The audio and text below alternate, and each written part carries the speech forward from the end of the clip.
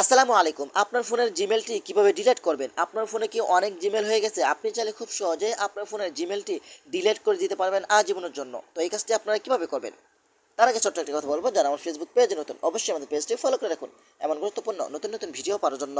তো এই কাজটি করার জন্য ফার্স্ট অফ অল আপনি চলে আসবেন আপনার ফোনের জিমেলে। ওকে, তো আমি চলে আসলাম আমার ফোনের জিমেলে। তারপর উপর থেকে জিমেল আইকনের উপরে ক্লিক করবেন। তারপর এখান থেকে আপনারা ম্যানেজ ইউর গুগল অ্যাকাউন্ট, এখানে আপনি ক্লিক করবেন।